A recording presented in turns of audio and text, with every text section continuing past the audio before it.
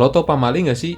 Bukan suaminya Bu Mali ya, tapi istilah ini tuh terkenal banget di Pulau Jawa. Mungkin buat lo yang tinggal di Pulau Jawa, terutama Jawa Barat, harusnya nggak asing kan sama istilah ini. Saking terkenalnya, sampai istilah ini tuh dipakai bikin game sama film yang judulnya Pamali juga. Tapi sebenarnya pamali ini apa sih? Nah, jadi sederhananya pamali itu konsep sebab akibat, tapi ditambahin pakai cerita mistis, mitos, sama tahayul. Konsep sebab akibat tuh kayak gini. Sebab ngelamun sambil jalan, akibatnya jadi jatuh ke solokan. Jadi ada aksi dan reaksi yang terjadi.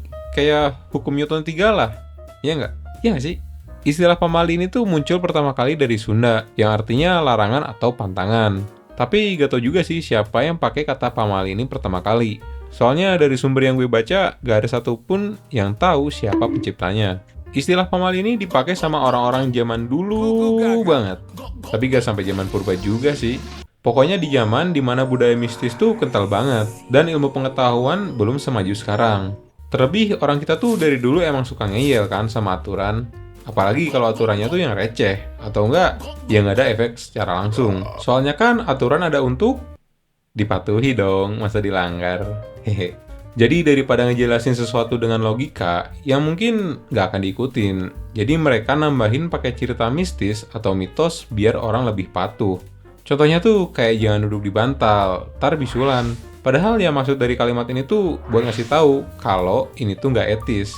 Bantal yang harusnya dipakai buat kepala, malah dipakai buat duduk. Kecuali ya bantal untuk duduk. Atau enggak, kayak jangan potong kuku malam-malam, ntar kena sial. Padahal itu tuh karena dulu belum ada lampu terang kayak sekarang. Masih pada pakai lampu Petromax. Takutnya kepotong jari sendiri pas gunting kuku malam-malam. Dan masih banyak lagi, kayak jangan keluar maghrib, ntar diambil kolong wewe. Jangan makan sambil tidur, ntar bisa jadi ular. Jangan nyapu malam-malam, ntar rezekinya seret. Jangan sering bergadang, tar darah tinggi. Kalau ini sih fakta ya. Hehe. Contoh yang masih sering kita temuin sampai sekarang tuh kayak ada tempat kosong nih. Ini dipakai buat buang sampah sembarangan sama orang-orang. Padahal udah jelas ada pelang larangannya di situ, dilarang buang sampah di sini. Terus tiba-tiba pelang ini diganti sama kuburan. Biar nggak pada buang sampah sembarangan di situ lagi. Dan bener aja, ini tuh terbukti efektif. Gak ada orang yang buang sampah sembarangan lagi di situ. Jadi inti dari pamali itu bagus sebenarnya, ngajarin kita buat beretika dan bersopan santun. Tapi ya caranya aja yang mungkin sedikit nyeleneh.